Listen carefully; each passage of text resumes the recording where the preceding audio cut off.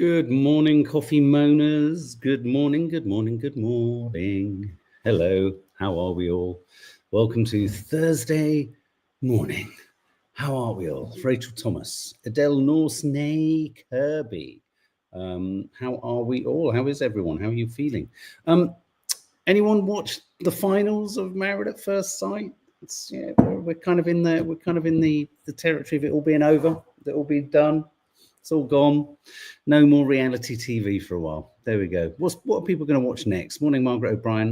Morning, Steph Schultz. Good chip lollipop. I was up late last night watching episode 8 of The Studio, starring Seth Rogen. It's been ordered for a second series. That's fantastic. If you haven't seen it, it's on Apple TV. Very funny, very funny. Morning, Cloda. Morning, Nora. Morning, Dawdy Harvey. Yes, you watched. Yeah, oh, man. So we've done half the weddings. We've done half the weddings. We haven't done them up. We haven't done them all. Good morning, Russ. Mark, I hope you're well. I did watch Married at First Sight Australia. What a weird bunch of characters. Can I just ask, for anyone who doesn't know what the hell I'm talking about, apologies. We will get on with the news in a minute. But is it Jamie and Dave? Is Dave the guy with the sort of neck tats running all the way up his neck? And he went really weird after they did the couple swap. Has any light been thrown on that? Any light been shed on that moment? Which I think it very much felt like he'd had a bit of a thingy-majiggity-jig.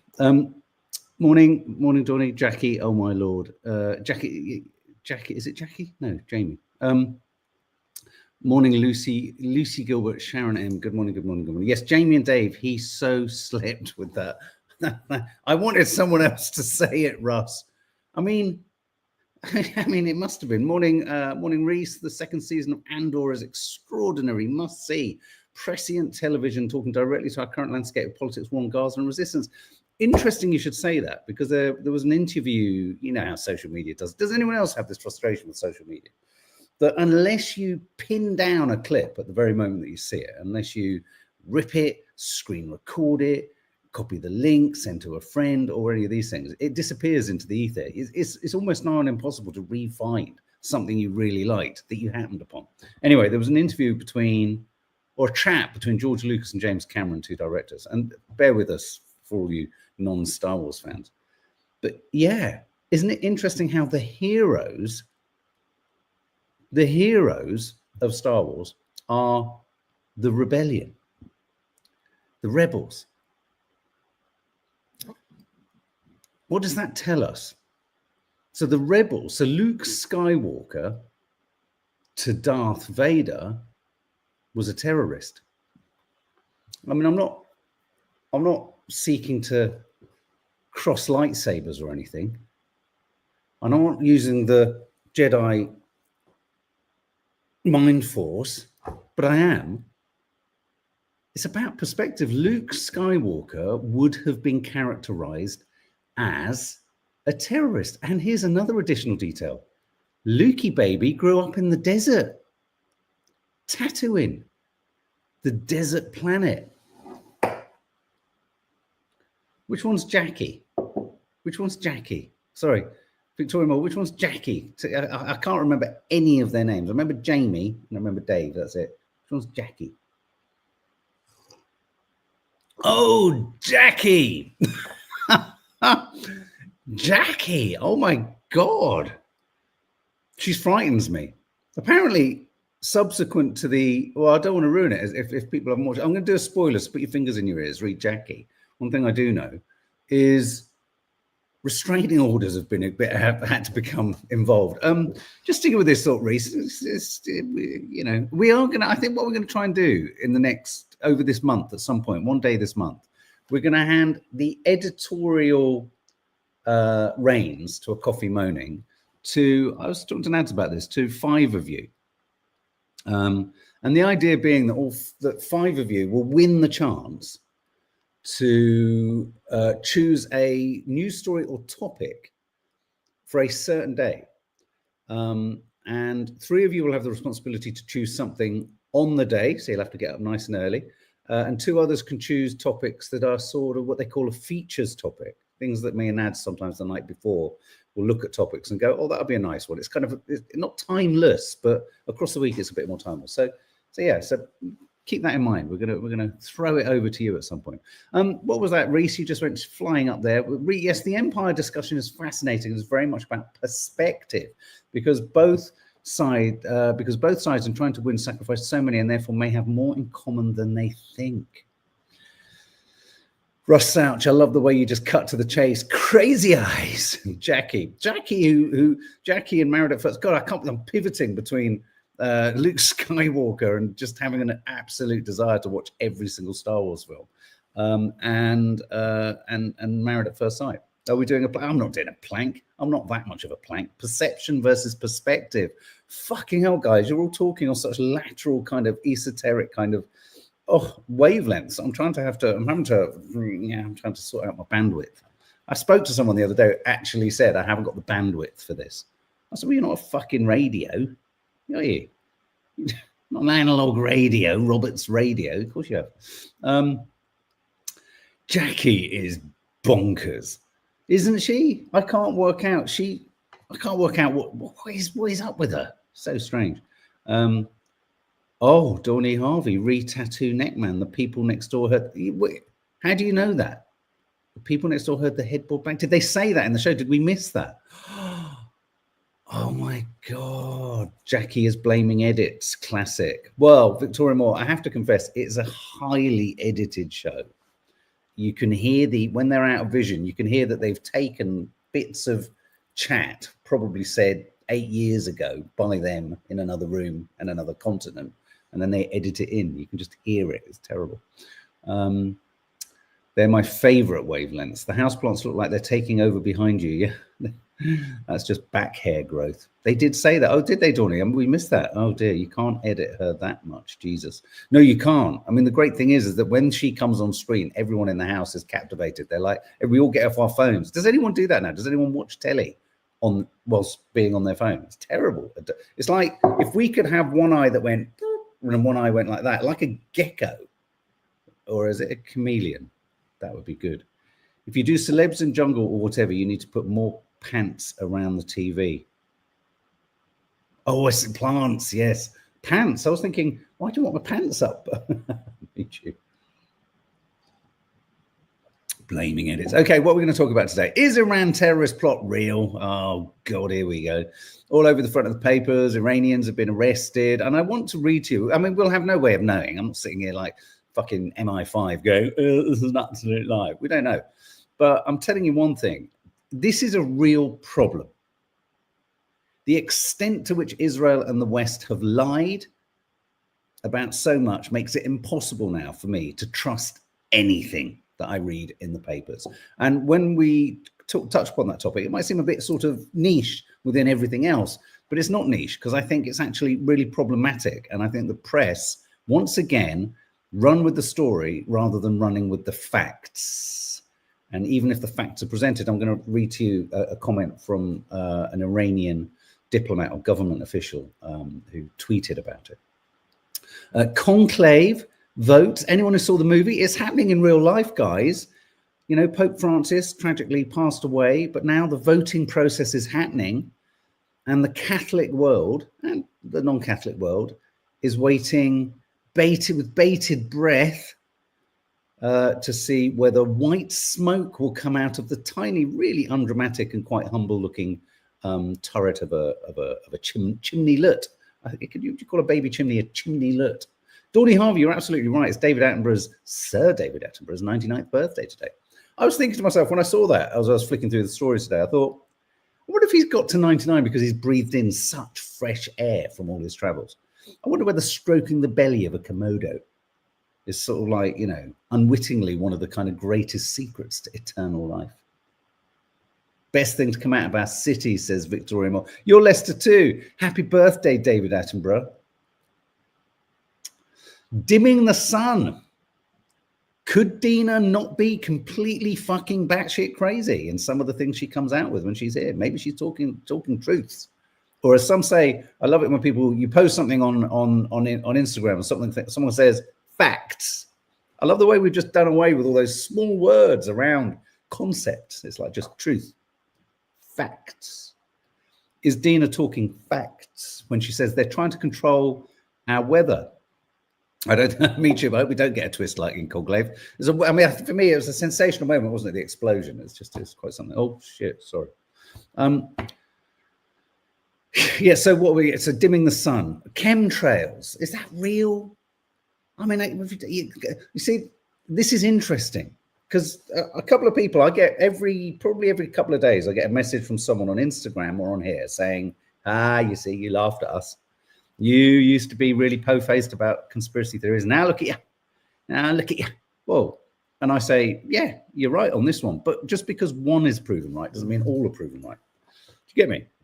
It's like I will never be convinced the world is flat. Though I'll tell you what, guys, I'm beginning to wonder. You can see how they could start to unpick at you. They are. Has anyone else noticed the clouds are really odd just now? What, Laura, are they? I mean, one thing, could that not be climate change? How do we know? How do we know? Oh, me too, the other twist. I didn't like that twist. I mean, I get it. I'm not going to share it. Don't worry, I'm not going to spoil the end of Conclave. But that twist, I'm going to be honest, I thought it was a step too far. Natasha, I am a conspiracy theorist. Don't care what anyone says. There's no smoke without fire, and we're not stupid. Yeah, okay, Natasha, I'm pleased you've sort of thrown your cap in the ring on the old conspiracy theories. But presumably, you judge each conspiracy in its own terms. It's like, let's say this table is the conspiracy theory table adjudicator. I'm not just going to say, someone comes in with a bunch of conspiracy theories. I'm going to say, oh, yeah, I believe them all. No. You've got to go through each one. I mean, for example, the 9/11 conspiracy theory, that bombs were placed inside the building. I mean, so many people say that it fell oddly, that a plane didn't hit that. I'm pretty sure did we not see images of planes hitting both? Or did we not? Or is this the optical illusion? Is this the Mandela effect? Are we in Black Mirror? I thought the twist at the end of Conclave was virtue. Well, Lucy Gilbert's interesting. At first, I didn't have a problem with the end. Sorry to go off on so many different tangents. It wasn't that I found it virtue signaling. I see what they were trying to go for. You know, my wonderful quote. Did anyone who's seen Conclave? Certainty. What was the full quote where he says, you know, we must guard against certainty. Certainty, we shouldn't have such certainty in faith. To have true faith is to not have certainty. And I think what the end was playing with was what do you do if there's not even certainty in that department? So Natasha, so you do judge each conspiracy theory as it comes to you. Okay, well, we'll talk about that. Dimming the sun. And millennials are cringe. It's official. Is that my lot? I think that's my lot. I always get it wrong and then I'm always corrected. Anyway, let's have a look at in the Vatican. In Rome, this is what's been seen. Black smoke means they haven't arrived at the right. Black smoke again means they haven't arrived at the decision.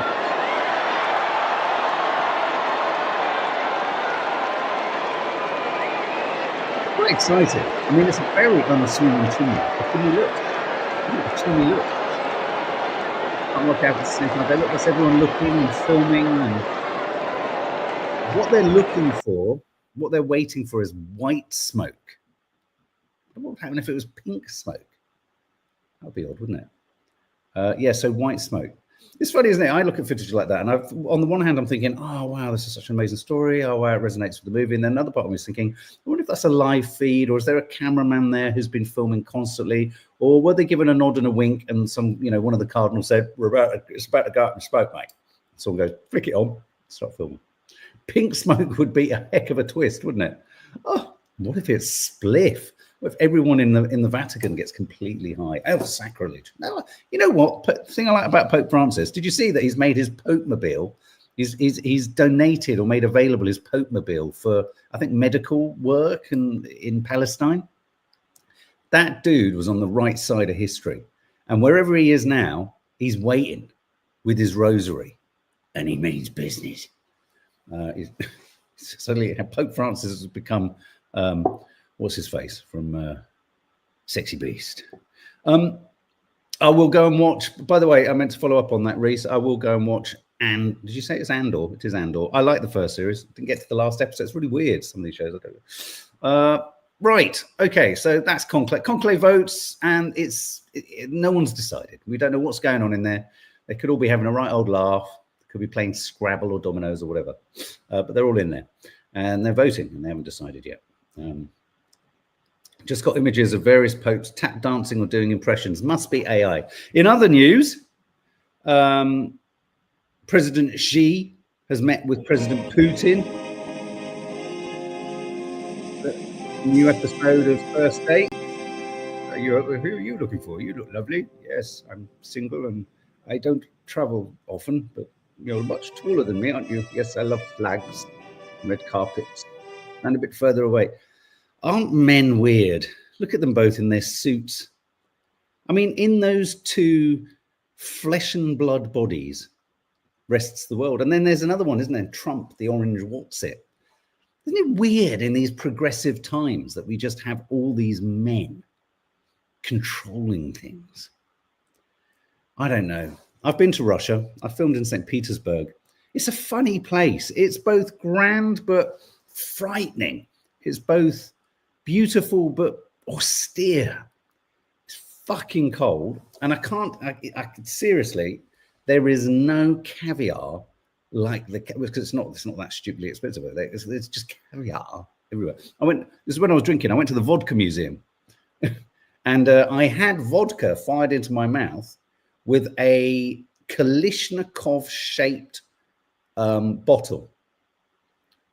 So I had a Russian man hold a Kalishnikov bottle, fully designed, full of vodka, and he just fired it into my mouth. I ended up in hospital in St. Petersburg. I'm not joking. I'd also had a yellow fever jab. And when I had the yellow fever jab, because I was due to fly to Rio de Janeiro to film, the BBC nurse gave me a too large a jab. So I had a yellow fever response mixed with a massive dose of Kalishnikov fired into my mouth vodka. It was different times. Bonnie Lass, biblically, faith is the substance of things hoped for, the evidence of things not seen. Mind has just been blown. Say that again, Bonnie. Biblically, faith is the substance of things hoped for, the evidence of things not seen. I love that. That's why you're riffing on certainty. Me too. I went to Moscow in the 80s as border control. I was at border control. I was asked if I had any alcohol or porn in my luggage. Why did they want it? Probably desperate for it. Reese Roberts, with the vibe in Russia, did you feel a constrained presence? It was interesting. We were doing bizarrely, we were doing a travel show for the BBC, and we stayed in, it was interesting, we stayed in a former not Stasi, whatever, the KGB hotel type thing. There was a fee where we wanted to, we had a fixer. Yes, you did feel, yes, there was a sense. I mean, especially when we were filming in and around St. Petersburg and what have you, it was odd. Yes, I think they were hoping to confiscate. Anyway, sorry. Why have I shown China and Russia? Well, because they've just met. They're on a first date. Let's just hope it goes well. But do we want it to go to? No, the reason I did want to show this was I think it's interesting, the potency of images. It's like the Daily Telegraph today.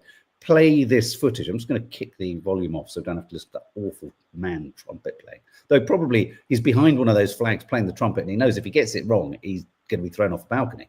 Sorry. But it's that weird thing of these papers show this footage, and we're told to fear these guys. We're told to fear these guys. And yet somehow we're told not to fear Trump.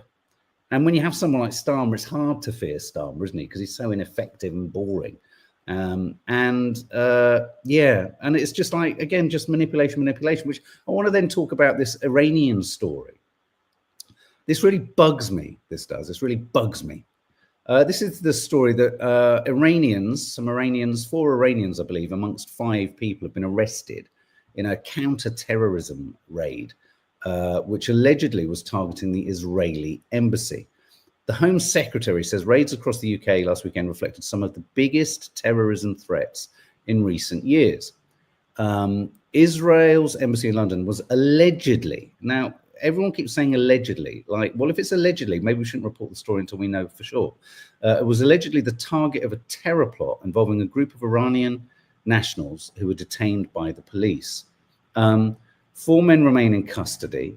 Multiple sources told The Guardian that Israel's embassy in Kensington was the building in question, though a spokesperson for the embassy didn't immediately respond.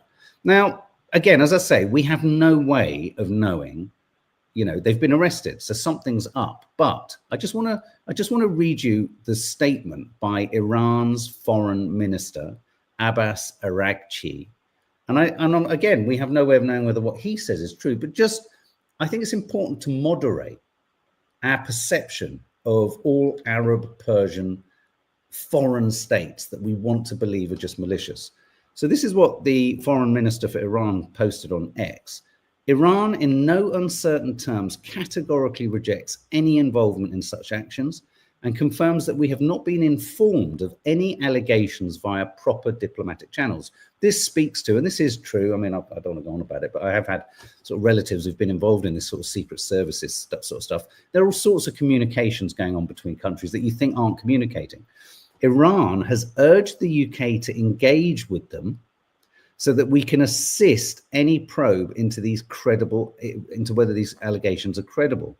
The timing and lack of engagement suggests that something's amiss. And then he says this: there is a history of third parties, i.e. Israel, bent on derailing diplomacy and provoking escalation, resorting to desperate measures, including false flag operations. Basically, this could be a total framing, total setup, a totally manufactured thing. And this is where I think we underestimate the complexities. If we're into conspiracy theories, Natasha, which, you know, we're going to tickle towards in a minute, if we can get on board with conspiracy theories and then realize actually they're not so fucking mad, could there be a kernel of truth in them? I am jury out on the whole, you know, moon landing in 67 or whenever it was, you know, in the 60s.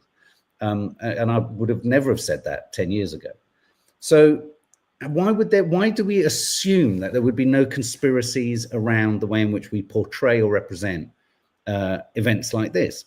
Israel has not garlanded itself in a worthiness or trust or truth. I mean, just before I came onto this live, I was watching footage, recently released footage, I think it happened last year, of a Palestinian detainee being shielded by sort of Israeli prison guard soldier types.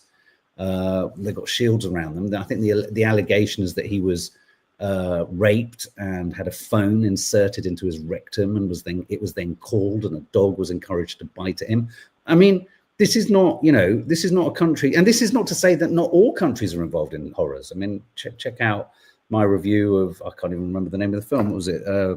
Something of the Sacred Fig Tree, Seed of the Sacred Fig. You know, no country is innocent, but we have to be careful when we run towards these stories, just assuming we are always right and what Israel says is always trustworthy. What has been proven is it isn't. It isn't, and we need to be careful. Iran is only agitated because of events in the region, says Michu. It's getting on fine with its other neighbors, even its one-time enemy, Iraq. Chin chin. It's shocking. It's shocking. This is manipulation.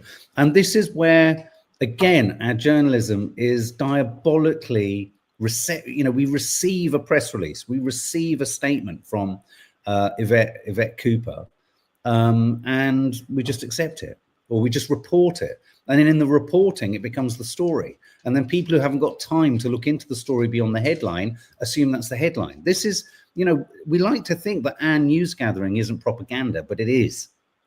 Not just by what it says, but by what it doesn't say. So I mean, I'm preaching to the converted here, but, you know, it's just, I find these stories, I just find it really frustrating. And this could be another false flag. It could be another false flag. You know, at the end of the day, Israel is desperate to attack Iran. Netanyahu is desperate for a regional war. It's the only thing that will prevent him from, or make him able to say, right, I think this court case with me up for fraud and misconduct is kind of a minor thing because we're dealing with a nuclear power that's potentially going to hit us. That's what he's after. But then also there is the far, and he's exploiting the far-right supremacists in Israel who want the greater Israel, and all the Palestinians. I mean, unbelievably, Palestinian lives, Arab lives, world security, the efficacy of the International Criminal Court, humanitarian law, the United Nations have all been rubbished due to one dumpling of a man, a podgy man, a little bit like those two, Xi and Putin, and then the giant What's-it, due to a man, Netanyahu, who's trying to dodge a bullet. Headlines become fact, absolutely. And it's going to be fascinating to see if Saudi Arabia does normalize relationships with Israel, given the general opposition in the region. It's unforgivable Pontius Pilate washing of hands going on by all the Arab states at the moment, Jordan included. It's just, I mean, I realize they're limited in what they can do, but they, you know, I mean, Israel has declared its genocidal. We've even got Tory MPs standing up in the House of Commons pushing back against it. Even Tory MPs. Can you imagine? Seeing the light. I just want to play you this. I haven't got it in the title. I just want to back reference just quickly. I don't want to say anything else about it. We're waiting to see if Pakistan hits back at India in a tit-for-tat kind of, you know, either a tit-for-tat sort of way or potentially in an escalatory way. Everyone's a little bit nervous. But this chap, who I don't actually know, but it popped up on my feed, and I thought it was quite compelling to listen to. He talks about why we should be interested and we should care about countries like India and Pakistan perhaps going head-to-head. Enough who think that India could win a war with Pakistan. Here's what will happen. Even a limited nuclear exchange between countries which house less than 1% of the world's nuclear arsenal would result in 100 million people dying instantly. Major cities would become uninhabitable. There would be millions requiring medical attention, but there would be no serviceable hospitals. 5 million tons of black soot would rise up into the stratosphere. This would cause a decline in global temperature between 2 and 5 degrees Celsius. That would reduce food production in the world, and in India and Pakistan there would be zero food production, more or less.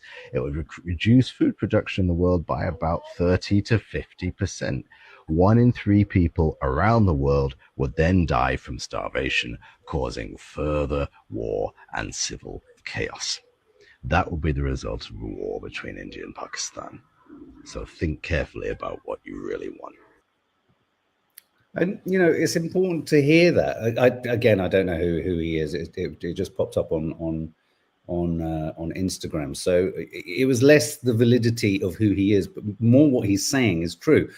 In that, you know, however small a nuclear exchange could be, a limited nuclear exchange, like there's such a thing between India and Pakistan, the kind of the knock-on effect, the concertina, the kind of, what do they call it? The not the butterfly effect, is it? You know, the ricocheting sort of effect around the world would be absolutely, domino effect around the world would be absolutely catastrophic.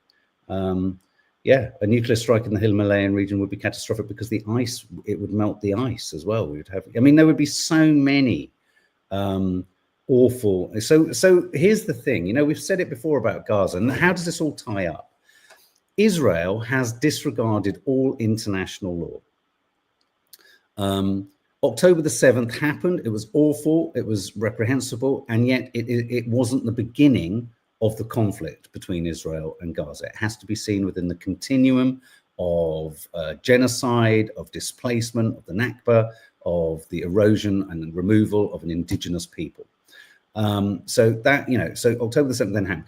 And then out of the back of that, Israel has so shat on the entire infrastructure and system of international law that you have a situation like in the India-Pakistan situation. And this really speaks to why everyone should have been interested, should be interested and should care, even if all you're thinking about is the price of X. because you won't have eggs in a minute. Your eggs will be fried before they've got here. There won't be any chickens. Is that now India are talking in terms of, well, if they can do it, we can do it. And if they're not going to be held accountable in an international court, neither are we. And then all it takes is China to say the same in Taiwan.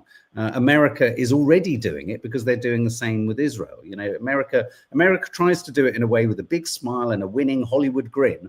But even the Hollywood grin is going to go if the tariffs that Trump's suggesting come into place. So, you know, everything has a knock-on effect. So you may say that, you know, so many people would come on here at the beginning of the kind of go, oh, this doesn't speak to everyday, but no, it doesn't speak to it doesn't speak to your concerns as you walk down the high street. But we're humans with a brain. So think beyond just the high street.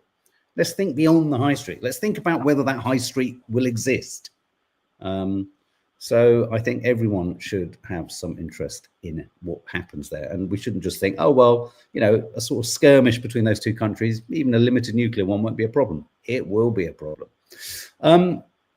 Okay, let's talk about dimming the sun. Who believes here that the government or governments or they, whoever they are, and I'm not being facetious in that because I'm beginning to realize there's a huge number of theys. I mean, I was even watching an interview with Dominic Cummings who was talking about how the entire, I mean, we know this. I know that much of government and politics is theatre.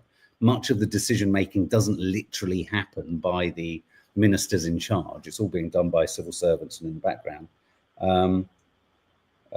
So hang on, breaking news, Pakistan claims to have killed 50 Indian soldiers in, but not weird that this should come out literally at that point, in border clashes after vowing revenge. Pakistan claims to have killed 50 Indian soldiers as they vowed to get revenge for every drop of blood spilt in the raging conflict. In a televised address to the nation, Pakistan,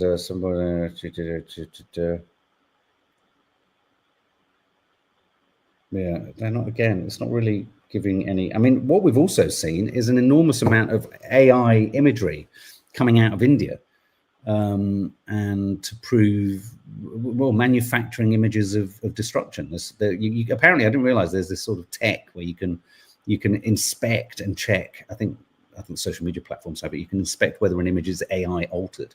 And apparently so much AI altered material is coming out. We live in a, you know, and again, it speaks to some of the imagery that came out after October the 7th that wasn't real, just wasn't real. It's so hard when you're not dealing with truth. So, okay, weather. Who thinks that the powers that be, I mean Dina says this, believes this wholeheartedly, that the powers that be are controlling the weather. Also, just to say that the UK and US are securing a trade deal as we speak. What the terms of it are, everyone's just excited there's a deal. There'll be a deal. I don't think there was ever going to be. What does it look like? But terms of agreement will be. Does anyone feel that they're controlling it? Didn't the Simpsons predict this too? No, Tanya Bartlett. Teeny tiny lass, I do. Edward Bevington, aluminium aerosol reflects the light. Conspiracy theories saying this for years. Israel have machines that absorb moisture from atmosphere too, as seen. Israel have machines that absorb moisture from, please don't tell me they're absorbing moisture from the atmosphere above Palestine to prevent there even being rain. I mean, this is getting to the James, I mean, it's already, I mean, I see Netanyahu as Bloomfeld, though Bloomfeld had personality, empathy, and warmth compared to Netanyahu, stroking his cat in an ivory tower. It's like a James Bond film. Laura Lou, we know they're controlling the clouds, don't we? There's proof, I thought. I need to look into this more. Well, okay, the secretive government unit. There's a government unit, which was the brainchild of Dominic Cummings. He's come up twice. There's so many kind of connections happening today. Plans to block sunlight to fight global warming have shone a light on an organization called ARIA, A-R-I-A, the government's opaque research arm. It stands for the Advanced Research and Invention Agency, set up in 2021 by Kwasi Kwarteng, and was originally brainchild of Dominic Cummings.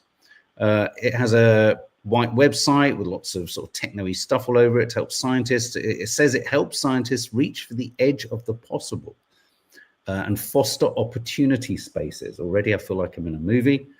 This week, we learned it will spend £56 million on 21 climate cooling projects, which include looking into the logistics of building a sunshade in space and injecting plumes of salt water into the sky to reflect sunlight away from Earth. Representatives from ARIA say, we're not trying to dim the sun, but I think they are. I think that's what you call. You might say you're not, but isn't that what it's precisely what you're trying to do? This is worrying, isn't it? This is all worrying? I mean, and so I'm sat here thinking, there was me cocking an eyebrow, going, "Oh, Dina, don't be ridiculous. Of course, they're not controlling the weather. Not dim it, reflect it. But should we be doing any of this? I mean, look, if we're going to slowly cook in our self-made oven due to our voracious appetite to consume the planet's, naturally occurring wealth and fuel, shouldn't we be doing something about that? Is this not the equivalent to putting sort of like an antibiotic cream on something to prevent it coming out? Do you know what I mean? Is this like putting a Band-Aid on a cut rather than letting the air solve the cut? Or are we in a situation where we're so far down the road and we're so fucked that we've got to do something like this? But I'm frightened. If you're saying that Israel, Edward, has tech, cloud seeding, yeah, I mean, this is something Dina said this a lot. Pakistan claims to have killed, very odd. The Sun runs the story. Pakistan claims to have killed 50 soldiers and then gives you no detail on the claim, only back referencing the build-up to today. The world will be a crazy place in years to come. We need to buy time to reduce CO2 emissions. We're not going to hit our two. So do you think, Michu, this is a sensible move? The Israelis have moisture from its farm, have a moisture farm, it said, collecting reservoirs. Oh my God. Natasha, I've heard they've got something under the sea. Where have you heard that from? And what have they got under the sea to control the weather? Isn't it just called the sea? Can David Attenborough tell us if we should be doing it or not, Victoria Moore? I don't want to tell you a story about David Attenborough that is a bit not about anything untoward, just about his attitude to wildlife. Interestingly, from a person I met from the Natural History Museum, but I won't share that. Natural History Museum, Natural History Unit. I worry this will embolden the fossil fuel lobby. The world is becoming crazy, says Claire Max Place, with a lot of deranged and unhinged people in positions of power. It does strike me as odd that Israel could have control of the weather. I mean, I think, I forget what the exact legislative rules are, but I know that Palestinians aren't allowed. It's potentially illegal to gather rainwater or something. I don't think they're allowed to reservoir their water. Yeah. We are fucked. If I was young now, I would not even have children, Natasha. And we wonder why younger generations are turning away from the prospect of having kids. I was going to talk about millennial cringe, but we've run over, darlings. Okay, we'll do that tomorrow. Wow, lots to chew over there. Thanks for all of your comments, all of your thoughts, all of your clarifications. Aliens are in the sea, Karen Reynolds. God. Right now, I would love a whole bunch of aliens to come down. Nothing would be worse than what, I mean, just finally, I really do genuinely think the world is becoming quite a frightening place. And the Israel disregard for international law and the West's supporting of it, and I include Starmer in this, will go down in whatever kind of history book there might be. And this will be we are at the epicenter of a critical turning point where it's been proven by the situation specifically in Gaza, because of the heavy-handedness of the West's support of Israel. This will go down in history as a turning point where we actually kiss goodbye to all of the attempts, which is why it's so tragically sad that on VE Day of all days, all those organizations, all those remembrances, all those understandings of what needed to be put in place to try and maintain some kind of fragile peace I hate to say it, I think what's happening now is we've become so distanced from the immediacy and the first-hand experience. And I think this is something that's dawning on me as the sort of, very amateur historian from when I was at school and college. I realized that the further your generations get from the immediacy of living through war, certainly in countries that haven't experienced war for a while, such as ours and America, in terms of on our land, the easier it is to forget the possibility of it and the life-changingness of it. So yeah. Hi, Womblin Womble, hope you're well. Okay, guys, have a lovely day. A vlog will be landing later. If you haven't, go and check out How to Stay Married. It landed last night. We're having some very interesting conversations being had. See you soon. Keep watching, keep following. Lots of stuff on the channel to go and watch. Have a good day, guys.